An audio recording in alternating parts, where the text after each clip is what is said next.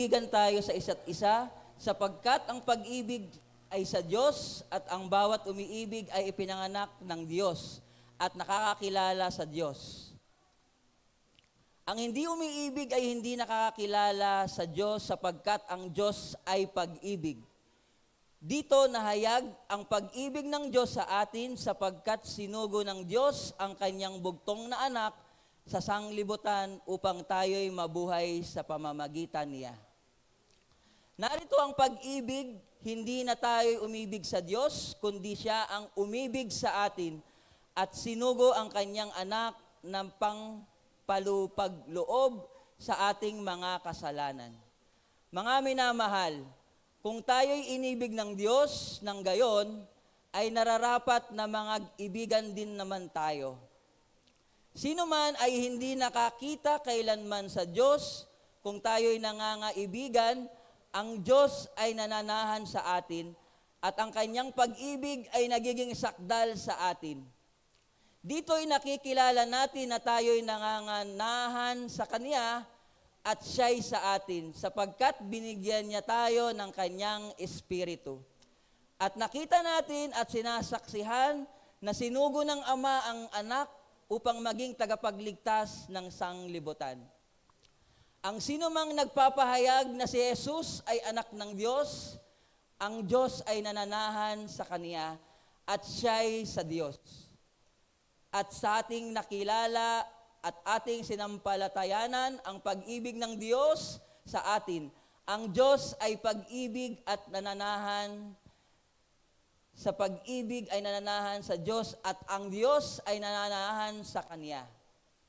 Dito'y naging sakdal ang pag-ibig sa atin upang tayo'y magkaroon ng pagkakatiwala sa araw ng paghukom, sapagkat kung ano siya, ay ganun din naman tayo sa sanglibutang ito. Walang takot sa pag-ibig, kundi ang sakdal na pag-ibig ay nagpapalayas ng takot, sapagkat ang takot ay may kaparusahan at ang natatakot ay hindi pa pinasasakdal sa pag-ibig. Tayo'y nagsisig-ibig sapagkat siya'y unang umiibig sa atin. Kung sinasabi ng sino man, ako'y umiibig sa Diyos at napopuot sa kanyang kapatid, ay sinungaling. Sapagkat ang hindi umiibig sa kanyang kapatid na kanyang nakita, ay paanong makaiibig siya sa Diyos na hindi niya nakita. At ang utos na ito mula sa Kanya ay nasa atin na ang umiibig sa Diyos ay dapat umiibig sa kanyang kapatid. Amen. Salamat po sa pagbasa ng salita ng ating Panginoon. Bago po tayo maupo, ay sabihin mo sa katabi mo, are you in love? Ha? In love ka ba? Amen.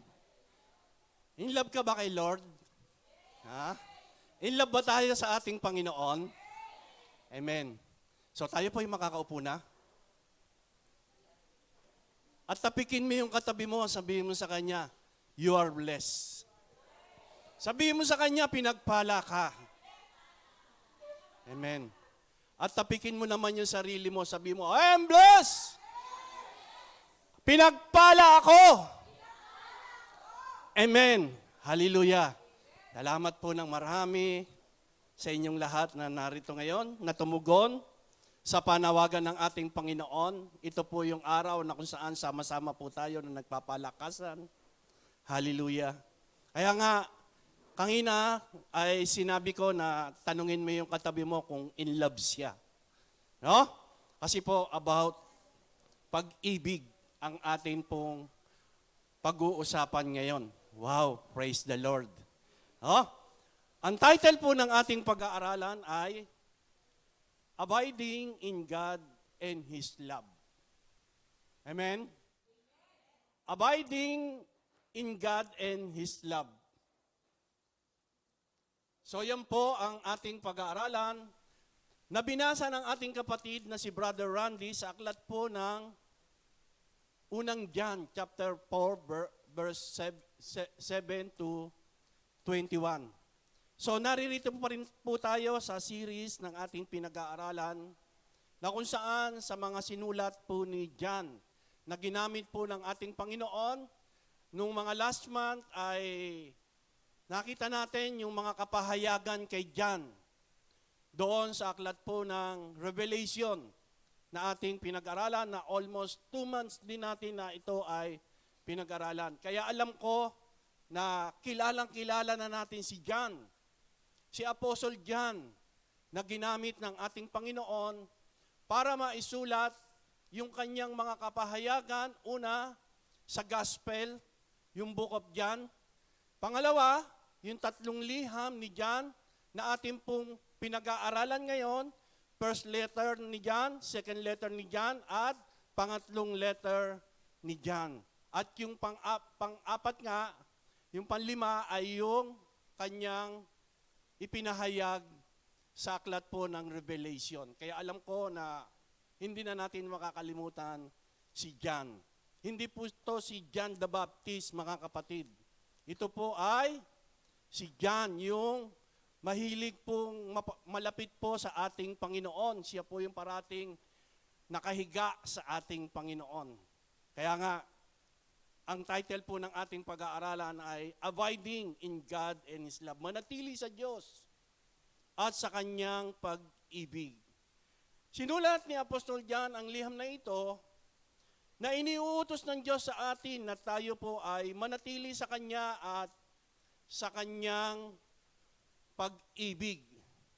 Bagamat bilang mga mananampalataya, bilang mga nakakilala sa ating Panginoon, bilang mga tumanggap sa ating Panginoon, at bilang mga tagasunod o servant ng ating Panginoon ay hindi madali, mga kapatid. Hindi madali na tayo po ay maggawa natin itong iniuutos na isinulat ni John, na kung saan tayo po ay nandito sa mundong ating ginagalawan. Na tunay nga po ay napakarami ng mga bagay-bagay na inilalagay ng kaaway, inuimpluwensyahan ng kaaway ang bawat isa sa mga bagay-bagay na makapagpapalayo sa atin sa lugar ng Diyos sa ating mga buhay. Pero ito po ay isang command ni John. Ito po ay isang utos na dapat po nating ginagawa, na dapat po nating sinusunod, mga kapatid. Na sinabi niya na tayo ay manatili sa Kanya at sa Kanyang pag-ibig, sa pagmamahal ng ating Panginoon.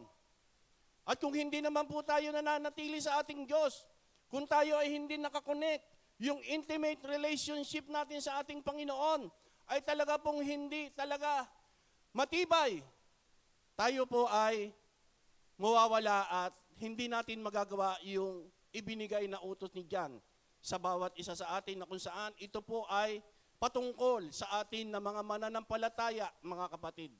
Ito po ay patungkol sa atin na nakakilala sa ating Panginoon. Hindi po ito sa mga tao na walang kaunawaan sa salita ng ating Panginoon. Ito po ay para sa atin na ibinibigay at iniuutos na tayo ay manatili sa ating Panginoon at sa Kanyang pag-ibig. Paano na tayo mananatili? Paano natin maipapakita, mga kapatid, sa ating Diyos na sinasamba yung ating pananatili sa Kanya? Sabi po rito sa number 1, what love proves? Ano ang katibayan? Ano ang mga katibayan ng pag-ibig? Mga kapatid, na sinasabi dito, ang katibayan po ng ating pag-ibig o kung paano natin maipapakita ito ay yung ating pagmamahal, yung ating pag-ibig sa ating Diyos na sinasamba. Kaya nga, ako po ay nagtanong sa inyo kanina, are you in love? Amen? In love ka ba? Yes? In love ka ba? Taas po ng kamay ng lahat ng mga in love. Amen. Praise the Lord. Hallelujah. So dapat, mga kapatid, yung pagmamahal natin sa Diyos ay hindi po nagbabago. Doon sa mga naunang itinuro sa aklat ng kapahayagan, ayaw ng ating Panginoon na maligamgam, di ba? Ayaw ng ating Panginoon yung pag-ibig ay nawawala, yung first love mo. sa ating Diyos. Nung una kang nakakakilala, parang tila baga, hindi ka mapalagay kapag hindi ka nakakapagbasa ng salita ng ating Panginoon. Di ba? Nung una mong makilala o nung una mong ma-encounter ang ating Panginoon, hindi ka makakatulog hanggat di ka nakikipag-usap sa Kanya. At yun ay talagang nakita ng ating Panginoon, yung kainitan mo sa Kanya. Pero dumating yung mga pagkakataon na unti-unting nawawala sa ating buhay na tayo ng mga mananampalataya. Kaya nga, tinanong ng ating Panginoon, asan na yung iyong unang pag-ibig sa akin, mga kapatid? Di ba? Nakakalungkot isipin. Mga kapatid, na bagamat tayo ay mananampalataya na tayo ay nakakilala sa ating Panginoon, pero nangyayari ang mga bagay na iyon sa buhay ng bawat isa.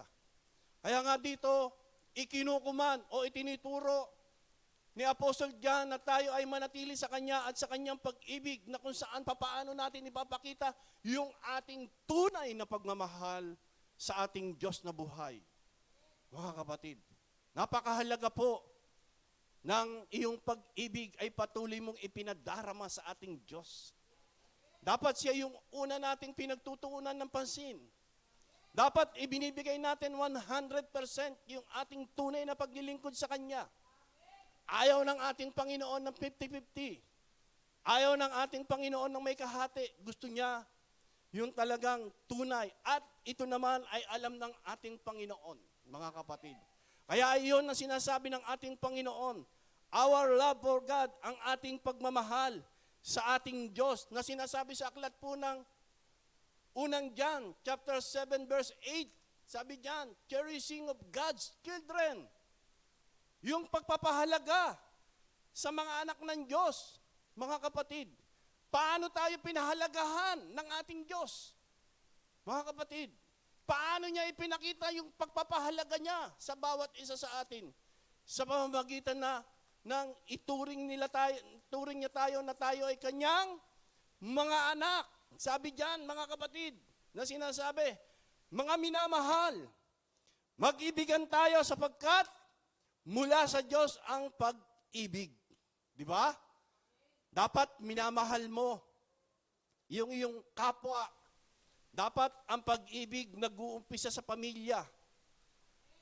Pag sa pamilya, at ito ay i-extend mo sa iyong mga kapitbahay, sa iyong neighbor, sa iyong mga katrabaho, sa iyong mga kaibigan, at higit sa lahat, dito sa atin na mga magkakapatid sa pananampalataya. Amen? Kaya nga dapat, even sa trabaho, dapat nagmamahal ka rin. Amen? Amen ba? Amen? Sabi nga nila, mahalin mo ang trabaho mo, hindi ang katrabaho mo. Di ba? Nangyayari ba yon? Nangyayari ba yon? No, amen. Dapat hindi. Di ba? Mga kapatid. No? Kaya yun yung sinasabi, ang hindi umiibig ay hindi kumikilala sa Diyos. Hallelujah. Praise the Lord. Malinaw pa sa sikat ng araw ang sinasabi ng ating Panginoon. Ang hindi umiibig ay hindi kumikilala sa Diyos sapagkat ang Diyos ay pag-ibig. Yung Diyos na tinanggap mo, siya yung pag-ibig, siya yung unang nagmahal sa iyo. Siya yung unang umibig sa iyo. Sino ka ba? Sino ako? At sino tayong lahat na narito ngayon para kanyang mahalin? Mga kapatid, hindi niya naman tayo kaano-ano, pero siya yung unang nagmahal. Kaya ka nakaupo ngayon dyan dahil unang kang inibig ng ating Panginoon. Amen? Amen? Palakpakan mo yung sarili mo. Hallelujah. Glory to God. Praise the Lord. Hallelujah. Kaya nga, mga kapatid, yun yung tunay na pagmamahal. Sabi diyan, ang hindi umiibig. Ulitin ko po, para mas malinaw. Ang hindi umiibig ay hindi kumikilala sa Diyos. Tignan mo yung katabi mo. Nakangiti ba yan? Ha? No? Kasi dapat, makikita sa atin, sa ating mga buhay, na tunay tayo na umiibig, tunay tayong nagmamahal. Mapapag-aralan natin yan. Pangalawa, sabi diyan, outstanding love of God. Ano yung outstanding love of God? Ano yung natatanging pag-ibig ng Diyos sa bawat isa sa atin na kung saan hindi mapapantayan o hindi mapaparisan ng sinuman? Ano po yun? Sa verse 9 and 10, yung by sacrificing His begotten Son. Hallelujah. Sino po yung may mga anak dito? Sino po yung mga magulang na, mga kapatid? Di ba? Kapag yung ating mga anak tumakbo sa atin, umiiyak, parang nababagabag tayo, parang nalulungkot tayo, mga kapatid. How much more na kung saan yung Diyos Ama, ibinigay niya yung kanyang bugtong na anak. Isinakripisyo niya yung kanyang bugtong na anak. Ganoon kasakit, ganoon kahirap, ganoon kalungkot yung naramdaman ng ating Diyos Ama, pero dahil sa kanyang pag-ibig, dahil sa kanyang pagmamahal sa bawat isa sa atin, ito ay kanyang ginawa para tayo, ikaw at ako, ay maligtas. Amen? Amen ba? Praise the Lord. Sabi diyan sa verse 9 and 10, inihayag ng Diyos ang kanyang pag-ibig sa atin nang isinugo niya sa mundo ang kanyang kaisa-isang anak upang magkaroon tayo ng buhay sa pamamagitan niya. Paano kaya kung hindi ginawa ng Diyos Ama? Mga kapatid, nasaan kaya tayo ngayon? Di ba? Pero dahil sa kanyang pagmamahal, dahil sa kanyang pag-ibig, tayo ay naririto ngayon na sama-sama na nagpapalakasan, sama-sama na nagpupuri, sama-sama na sumasamba sa ating Panginoon. At sabi sa verse 10, ito ang pag-ibig, hindi sa iniibig natin ng Diyos. Di ba? Kundi tayo ang inibig niya at isinugo niya ang kanyang anak upang maging handog para mapatawad ang ating mga kasalanan. Amen? Sabi niya, ito ang pag-ibig, hindi sa iniibig natin ng Diyos. Di ba, mga kapatid? So, napakasarap. Sinong makakagawa nun na narito ngayon sa bulwagang ito, sa ginawa ng Diyos? Wala po. Walang makakapantay sa ginawa ng Diyos. Yung kanyang pagmamahal. Yung pagmamahal na ibinigay niya yung kanyang bugtong na anak na hanggang ngayon ay patuloy nating nararanasan. Yung pag-ibig na yon na hanggang ngayon ay hindi nagbabago. Amen? Kapagkat ang Diyos ay tapat. Sa literal sa atin, di ba, minsan, ang tao, nagbabago ang pagmamahal. Kaya nga, doon sa aklat ng pahayag, nakita ni John, na ipinahayag niya na ikaw ay tila baga, nanlalamig. Di ba, mga kapatid? So, napakahirap. Na bilang mga mananampalataya, dapat yung ating pagmamahal sa ating Panginoon ay consistent. Dapat tuloy-tuloy, mga kapatid, at mas lalo pa itong pinalalakas natin at ipinadarama sa ating Panginoon. Pero mahirap gawin ang mga bagay na yon dahil tayo ay nandito sa mundong ating ginagalawan, pero dapat, mga kapatid, nilalabanan natin yan. Dapat pinagtatagumpayan natin yung mga bagay-bagay na yan para tayo ay manatili sa kanyang pag-ibig, yung pag-ibig natin, yung pagmamahal natin sa ating Diyos ay patuloy nating maipadama. At sabi sa verse 10, ito ang pag-ibig, hindi sa iniibig natin ng Diyos, kundi tayo ang inibig niya at isinugo niya ang kanyang anak upang maging handog para mapatawad ang ating mga kasalanan. Amen? Amen? Palakpakan natin ang ating Diyos na buhay. Hallelujah. Kaya ba natin sumigaw ng malakas na hallelujah sa ating Diyos na buhay? Amen. Praise the Lord. Hallelujah. God is here, mga kapatid. Nakikita niya kung paano ka nagre-response sa Kanya. Nakikita niya kung ang iyong kaisipan ay nakatuon sa Kanya. Mga kapatid, God knows. Di ba? Okay, number 2. Ano ang ibinubunga ng pag-ibig?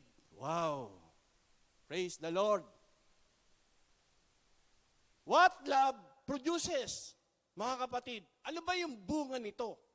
Ano ba yung nakukuha natin? Ano ba yung nararanasan natin o nararamdaman natin sa pag-ibig? So, umpisahan po natin sa letter L, O, V, E.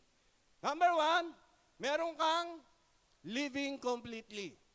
Ibig sabihin, living completely, meron kang ganap na buhay. O meron kang kumpletong buhay. Amen? Unang-una, ano man ang mangyari, dumating mga problema, dumating mga bagyo, kalamidad sa iyong buhay, nakangiti ka pa rin. Di ba? Amen ba? Yung iba, kahit mananampalataya na, kapag may mga dumarating na mga bagay-bagay na ganyan, hindi mo na makausap. Di ba? Ayaw na mag-reply. Mini-message mo, ayaw na mag-reply. Tinatawagan mo, ayaw nang sumagot. Kasi nga, meron siyang mga dinadala-dala. Pero, ano yung sabi ng ating pinag-aaralan ngayon? What love? Ano yung naipoproduce nito? Ano yung nagiging bunga? Unang-una, meron kang ganap na buhay. Kumpletong buhay. Salat ka man. Wala ka man. Pero, hindi ka naaapektuhan nito dahil ikaw ay merong pag-ibig. Meron kang pagmamahal. Kaya minsan kung papansinin natin ang tao, minsan madaling magalit. Madaling mainis. Kasi nga, yung pag-ibig ay wala sa kanilang puso. Pero kung ikaw ay merong pag-ibig sa iyong puso at tunay kang nagmamahal sa ating Diyos, mga kapatid, siya yung nagbibigay sa iyo ng kumpletong buhay. Hindi ka maiinis, hindi ka magagalit, at hindi ka maaapektuhan ng anumang bagay na ginagawa dito sa mundong ating ginagalawan. Dahil ang Diyos ang nagbibigay sa iyo ng ganap na buhay. Amen? Amen ba? Palakpakan natin ating Diyos na buhay. So yun napakaganda.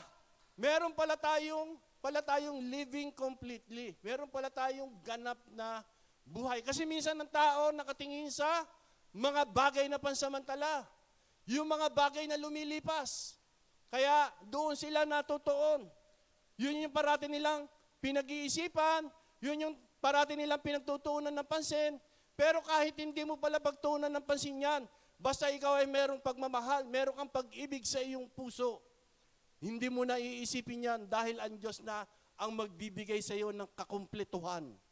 Amen? Ibibigay niya na yung lahat ng mga pangangailangan mo, materially, financially, spiritually, physically, mga kapatid. Lahat yan. Ang Diyos kapag nagbigay, kumpleto. Walang kulang, walang bawas, walang dagdag bawas, mga kapatid. Amen? Amen ba? Kaya yan yung sinasabi, living completely. Para kay Nino, by loving one another. Wow. Praise the Lord. Hallelujah. Sabi diyan, sa pamamagitan ng pagmamahal sa isa't isa. Ano yung sabi sa unang verse natin, chapter 7? Di ba, yung unang binasa ng ating kapatid na si Brother Randy, mga minamahal, mag-ibigan tayo sapagkat mula sa Diyos ang pag-ibig. Di ba? Tayo po yun.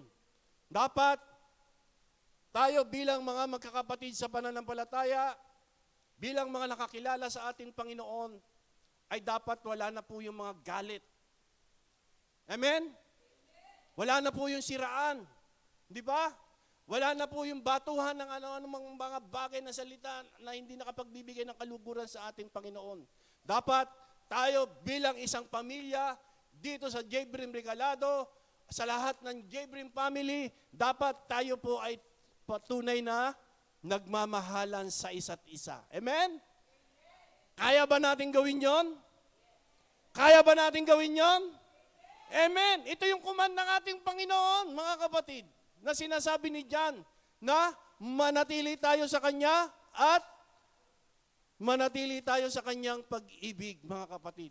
So dapat ito po yung ina-apply natin sa ating mga buhay at sa ating mga kapwa mananampalataya dito sa Jebrim family. Amen? Dapat hindi na natin iminamarites, di ba? Hindi na natin ikinukwento yung buhay ng, alam na nating meron siyang dinadala, dapat imbis na tulungan natin siya, ang minsan ang nangyayari pa ay ibino-broadcast pa natin, mga kapatid. Dapat hindi ganon. Dapat maging extension tayo ng pagmamahal sa ating mga kapwa mananampalataya. Amen. Amen? Yung pag-ibig na nagmumula sa ating Diyos. Kaya mo siya minamahal dahil umiibig ka sa ating Panginoon. Amen? Baka mamaya ibang pag-ibig na yung iniisip mo dyan. Ha? God knows, mga kapatid. Kaya mo lamang pala siya tinutulungan, gusto mo lamang pala makuha yung kanyang atensyon, yung pala meron kang ibang balak. So hindi dapat ganon. Dahil dapat ang ginagawa mo sa kanya, kaya mo siya tinutulungan dahil mahal mo ang ating Panginoon. Iniibig mo ang ating Diyos at ikaw naman ay nagmamahal sa isa't isa tayo, mga kapatid. Amen? Amen ba? Sabi diyan, by loving one another. Anong sabi po sa verse 11:14? God will reside in us and will make us whole. Ang Diyos ang mananahan sa atin at gagawin niya tayong buo. Amen ba?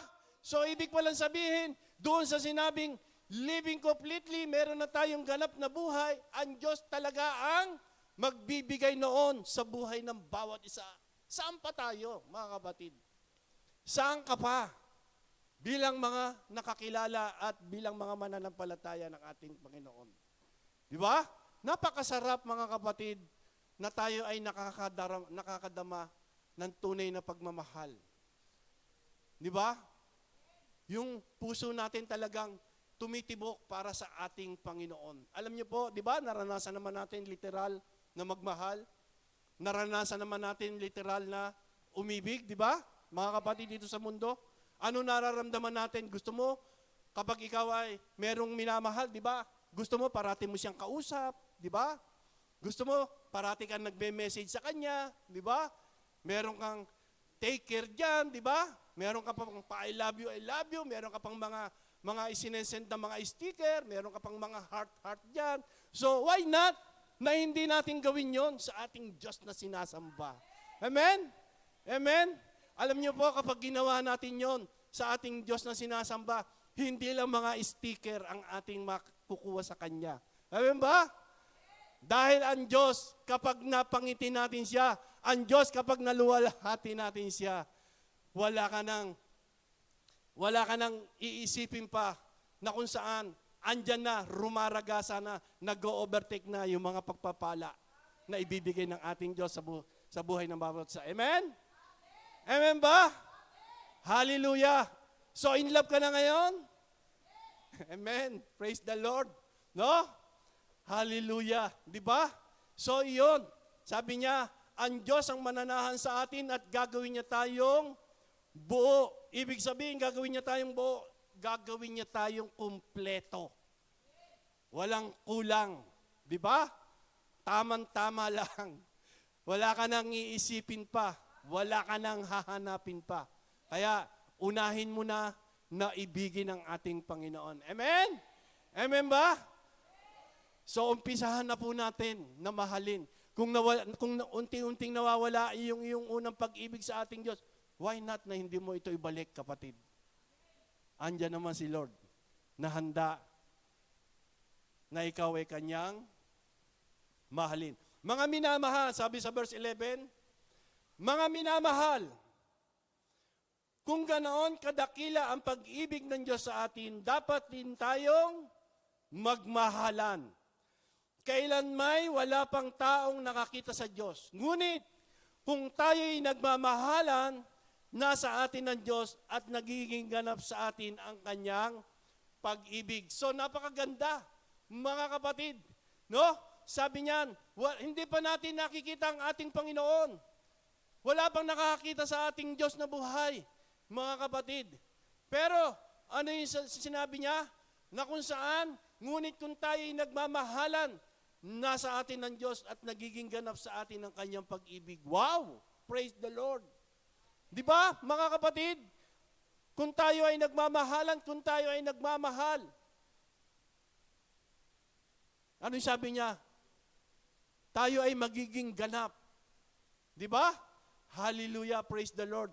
At sa verse 13 sabi niya, nalalaman nating nananatili tayo sa Diyos at siya naman sa atin sapagkat pinagkalooban niya tayo ng kanyang espiritu. At verse 14, nakita namin ang pinatotohanang isinugo ng Ama ang kanyang anak upang iligtas ang sanlibutan. Kaya nga, mga kapatid, ito yung dapat natin na nararanasan bilang kanyang mga mananampalataya. And number 2, by living for Jesus. Ibig sabihin, sa pamamagitan ng pamumuhay kay Jesus. Sabi sa verse 15-16, we realize how to rely to God. Napagtanto natin kung paano umasa sa ating Panginoon. And then, sabi sa verse 15, ang nagpapahayag na si Jesus ang anak ng Diyos ay nananatili sa Diyos. Amen? Ipinapahayag ba natin, mga kapatid, na si Jesus ay anak ng Diyos? Amen. Praise the Lord. Dapat bilang mga nakakilala sa ating Panginoon ay ito yung ating ginagawa.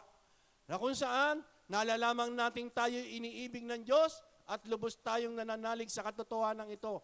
Ang Diyos ang pag-ibig, ang nagpapatuloy ay nananatili sa Diyos at ang Diyos ay nananatili naman sa Kanya. Wow, galing. Di ba? Ibig sabihin pala, sabi ng ating Panginoon, dapat continue. Dapat tayo po ay nagpapatuloy. Amen?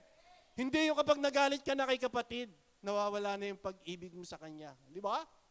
Hindi yung kapag meron ka narinig na salita na hindi maganda na nasaktan ka niya, hindi mo na siya mamahalin. Mga kapatid, dapat continue natin itong ipinadadama sa ating mga kapatid. Lalong-lalo na sa mga kapatid natin na nangangailangan. Amen? Kailangan natin na gawin ito para maipakita natin sa ating Diyos na buhay na tayo ay umiibig sa Kanya at nagmamahalan sa isa't isa bilang mga mananampalataya ng ating Panginoon. Kaya nga, we realize, napagtanto natin na kay Jesus lamang tayo dapat umasa. Amen? Amen ba?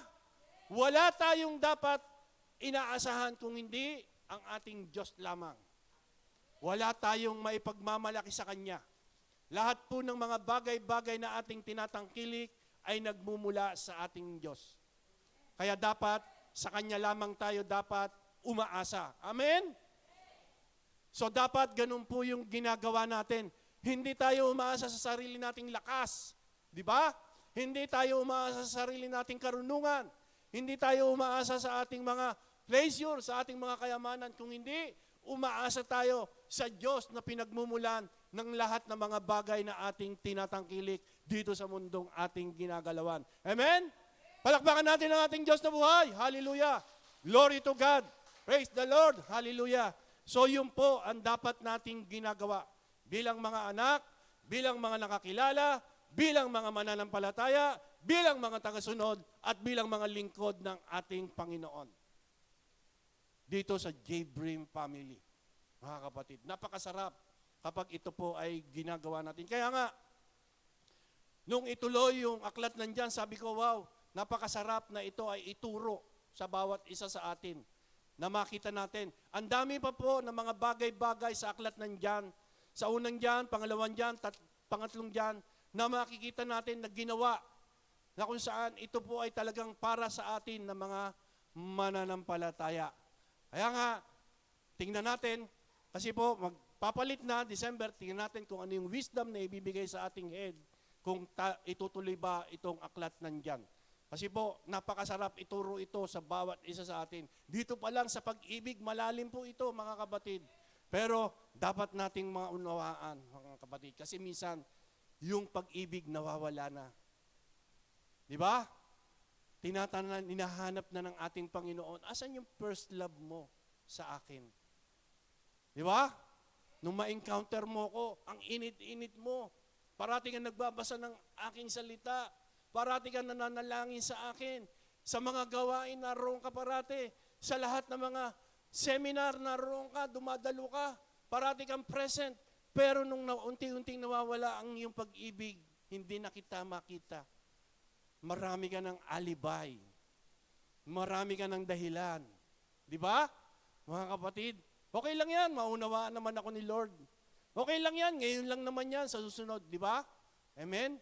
So dapat hindi ganon. Sabi ng ating Panginoon, manatili. Ibig sabihin, manatili, tayo ay tuloy-tuloy. Amen? Sa Panginoon, walang bakasyon. Amen ba? Sa Panginoon, walang bakasyon. Amen? Amen. Ang bakasyon natin doon sa langit, kapag doon tayo ay naroroon na. Wala na tayong gagawin doon, di ba? Yung itunuro sa aklat ng kapahayagan, magpupuri na lang tayo, sasamba na lang tayo sa Kanya. Amen ba? Amen ba? So napakasarap. And then, tapos na yung L, living completely. Letter O, ano yung sumunod? Overcoming fear. Di ba? Amen. Baka sa mga susunod, meron na tayo, wala na tayong ganyang ano, di ba?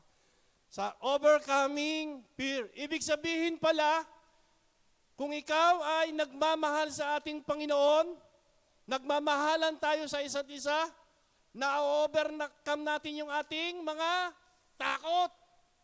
Di ba, mga kapatid? Na-overcome natin yung takot. Sabi diyan, napapagtagumpayan ang takot. Hallelujah. Praise the Lord. Sino takot dito? Meron mo bang natatakot dito? Kasi kung natatakot ka, hindi ka pa handa. Di ba?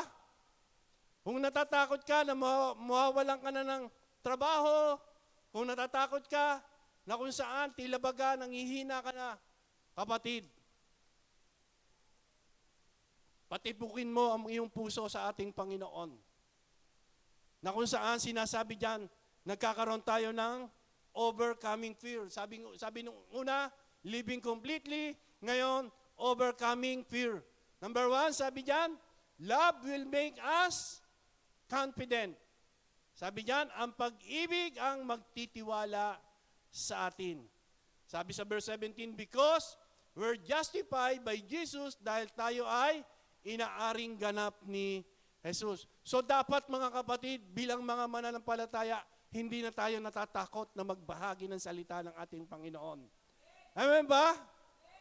Dapat hindi na tayo natatakot na pumunta sa mga lugar na mga matatao. Ay, maraming tao dyan, di ako pakikinggan dyan. Ay, maraming ano, baka hindi ako dapat inaalis na natin yon sa ating buhay. Amen? Kasi kumpleto ka na eh. Ibinigay na ng ating Panginoon lahat sa iyo. Complete ka na. So ano pa yung ikakatakot mo, mga kapatid? Dapat hindi na ganon. Meron nga mga kapatid na nagtetestimony sa atin, di ba? Kapag siya ay nakasakay sa isang sasakyan, hindi siya natatakot. Talagang ibinibigay niya. Sinasabi niya yung buhay na walang hanggan na kailangan si Jesus lamang ang daan, ang katotohanan at ang buhay na hindi makakarating sa Ama, kundi sa pamamagitan mo. Amen? Amen ba? Kaya ba natin gawin yon? Natatakot ba tayo na magbahagi ng salita ng ating Panginoon? No, amen. Dapat hindi. No? So, ibig sabihin, kung hindi tayo natatakot na magbahagi ng salita ng ating Panginoon, sa darating na linggo, may kasama ka na. Amen ba? Amen ba? Baka hindi natin narinig. So, ibig sabihin, kung hindi tayo natatakot na magbahagi ng salita ng ating Panginoon, sa darating na linggo, ikaw ay meron ng kasama na nabahaginan mo na ng salita ng ating Panginoon. Amen? Amen? Amen. Praise the Lord. Hallelujah. Declare natin yan. Ibig sabihin, kung ilan tayo ngayon, madodoble na tayo sa darating na linggo. Praise the Lord. Palakpakan mo yung sarili mo. Hallelujah. Glory to God. Amen. So, dapat ganun, ano? So, kapag ganun ang ginawa natin, ang ating Diyos ay natutuwa. Sabi nga, isang kaluluwa lang madala mo sa kanyang paanan, libo-libong anghel ang nagdiriwang. Lahat tayo nagdala ng kaluluwa sa kanyang paanan. Ibig sabihin, yung kalangitan ay dumadagundong. Di ba? Talagang nagdiriwang sila. So, ibig sabihin, nalulugod natin ang ating Panginoon. Sabi sa verse 17, ang pag-ibig ay nagiging ganap sa atin, kaya't panatag ang ating kalooban para sa araw ng paghuhukom. Amen. Di ba? Hindi tayo nag-aalala. Dumating man ang ating Panginoon ngayon. Hallelujah. Hindi tayo natatakot dahil alam natin na tayo ay kanyang makakasama. Amen? Dahil kumpleto ka na. Hallelujah. Meron ka ng buhay na walang hanggan. Palakpakan natin ating Diyos na buhay. Hallelujah. Di ba, mga kapatid? So yun po, no? Ano yung sumunod dyan? Love will make us conqueror. Di ba? Love will make us, kung ang pag-ibig ay gagawin tayong mananakop. Di ba? Kaya ka nagbabahagi ng salita ng ating Panginoon. Kaya mo ginagawa yung kalooban ng ating Panginoon dahil mahal mo siya. Amen? Mahal mo yung mga tao na hindi pa nakakilala sa ating Panginoon. Gusto mo rin sila na maligtas. Amen? Di ba yung ating mga mahal sa buhay, pinagpe-pray natin, ipinapanalangin natin? Why not yung ibang tao, yung ating mga kapitbahay, na kung saan parating ang minamarites, di ba? Parating ang ikinukwento, di ba? Ipag-pray mo siya. One day, magbabago yan. Mga kapatid, sabi nga ng ating Panginoon, kung yung bakal, kaya kong balambutin sa aking mga kamay, how much more ang puso ng tao? Di ba? Kaya niyang baguhin yan. Prayer lang, tuloy-tuloy lang na panalangin, makikita mo, unti-unti nang magbabago yan. Lalapit at lalapit sa iyo. Saan ka ba pumupunta pag-araw ng linggo? Di ba? Parang magiging mabangong samyo ka na sa Kanya. Humahalimuya ka na. Sama mo naman ako dyan. Di ba? Ano ba meron dyan? So yun, di ba? Hindi ka na nahirapan. So ginawa mo kasi yung kalooban ng ating Panginoon. At ginawa mo yun dahil mahal mo siya. Amen?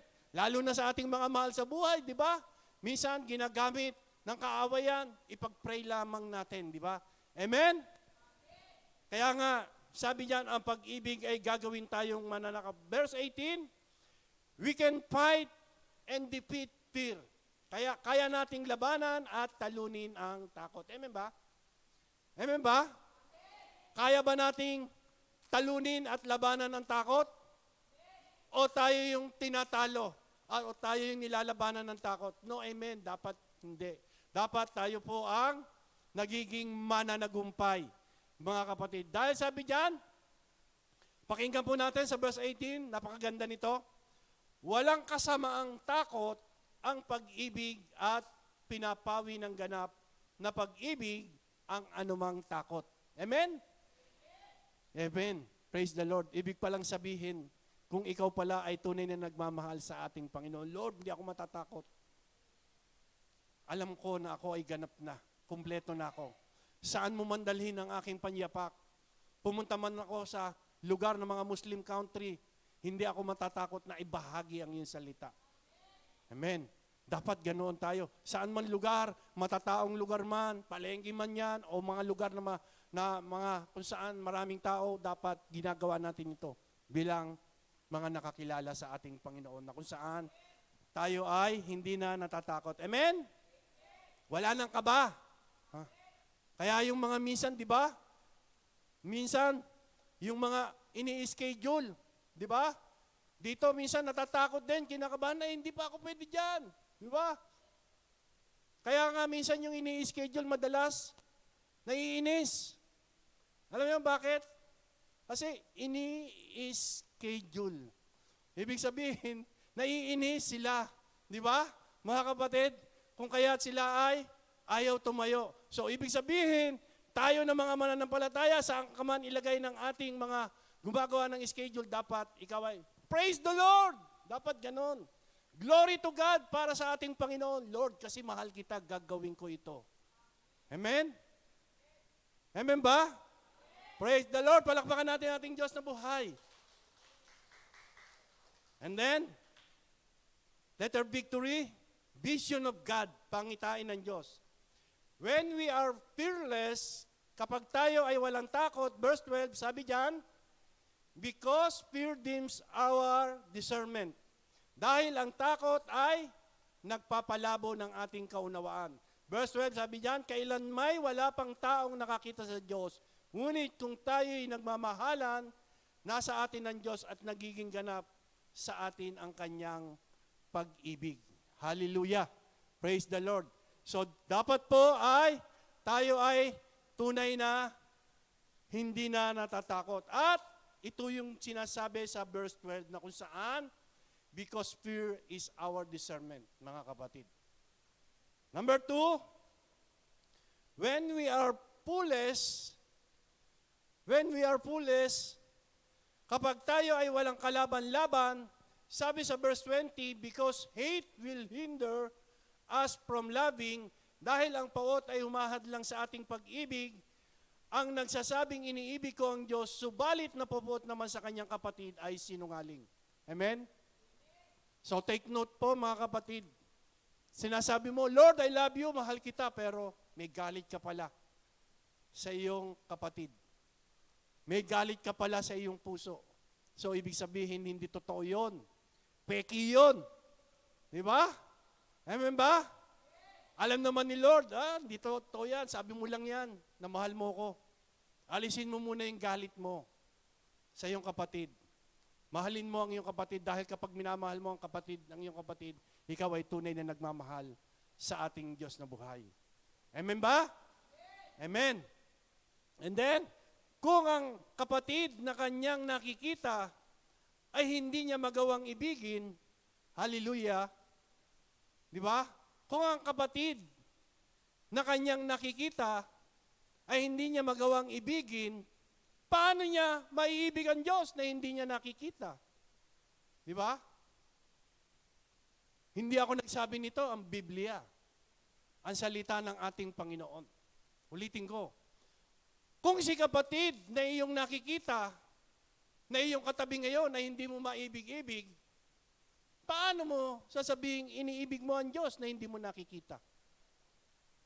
Malinaw, mga kapatid. Di ba? Paano mo sasabing, Lord, I love you, Lord, mahal kita. Pero si kapatid na iyong nakikita. Di ba? Amen ba, mga kapatid? Amen ba? Malalim, di ba? Pero dapat, ito yung ating nauunawaan. Nakikita natin siya, naghihirap na siya, si kapatid, nangangailangan na ng tulong, hindi mo matulong-tulungan. Di ba? Wala kang pakialam, wala tayong care sa kanya. Paano mo sasabihin, mahal mo ang ating Panginoon? Di ba, mga kapatid? Masakit. Masakit, pero nangyayari ito sa loob ng pamilya. Nangyayari ito sa loob ng mga mananampalataya, mga kapatid. God knows, alam ni Lord kung ano ang desire mo. Kaya nga, wag mo na lang sabihin, Lord, I love you. Wag mo na lang sabihin, Lord, mahal kita. Gawin mo muna, ipakita mo muna sa gawa sa ating Panginoon bago mo sabihin mahal mo ang ating Panginoon. Diba? Mga kapatid, sa Diyos naman, wala naman tayong maitatago at lahat naman yan ay nakikita niya at alam niya, mga kapatid. Kaya nga, pakita natin na talagang minamahal natin ang ating Panginoon sa pagtulong natin sa ating mga kapwa. At yung mga tinutulungan, huwag naman siguro na abusuin, mga kapatid. Dahil alam din ni Lord na kung talagang ikaw ba talaga ay nangangailangan ng tulong o baka mamaya sinasabi mo lang yan. God knows at wala po tayong maitatago sa ating Panginoon. Kaya yung po, yung sinasabi sa verse 20. And then, letter E, encouragement to love. Himukin ang magmahal. That's why God loves first. Kung bakit ang Diyos ang unang umibig. Kaya nga, mahal tayo ng ating Diyos. Verse 19, sabi diyan, God longes to love us. Naglunsad ang Diyos para mahalin tayo. Verse 19, sabi diyan, tayo'y umiibig sapagkat ang Diyos ang unang umibig sa atin. Di ba? Naramdaman natin yung pag-ibig ng ating Panginoon. At ito ay patuloy nating ini-extend sa ating mga mahal sa buhay. Kaya nga, alisin na po natin yan, yung puot, yung galit sa ating mga kapwa. Ito ang utos, and then, that's why God makes us faithful. Kaya naman ginagawa tayong tapat ng Diyos, verse 21, God never order us we can't obey. Hindi tayo inutusan ng Diyos na hindi natin masusunod. Amen ba? Kaya natin yan. Nasa sa atin din yon. Kaya nga, doon pa lang sa una, binigyan niya na tayo ng ganap na buhay. Ibig sabihin, yung mga sumunod na pinag-aralan natin, lahat yon ay kaya na nating mapagtagumpayan. Kasi nga, kumpleto na tayo. Wala na tayong hahanapin pa. Living completely. Kapag tayo ay patuloy na nagmamahal sa ating Panginoon. Kinukumpleto niya yung ating buhay sa lahat ng aspeto ng ating buhay. Sabi niya, ito ang utos na ibinigay sa atin ni Kristo, ang umiibig sa Diyos ay dapat ding umibig sa kanyang mga kapatid. Amen? Amen? Amen. Praise the Lord. Hallelujah. So nasa sa atin po yun, ibinigay kay John, at si John ibinigay ang utos sa bawat isa sa atin. Nasa sa atin po yun, kung ito ay ating gagawin, meron po tayong will. Meron po tayong kalayaan na gagawin natin. Pero ito po ay command sa bawat isa sa atin. Amen ba? Amen? Palakpakan natin ang ating Diyos na buhay. Hallelujah. Tayo po tumayo at minsan pa tayo po ay umawit sa ating Diyos. Sabi sa konklusyon, sa mundong puno ng puot, kailangan nating magmahalan. Ang puot ay nagtutulak ng maraming problema, ngunit ang pag-ibig ay nagmumungkahi ng walang limitasyong sagot. So nasa atin po, mga kapatid, ang salita ay ibinigay ng Diyos at tayo po ay kanyang inuutusan. Sandali po nating awitan muli ang ating Diyos na buhay.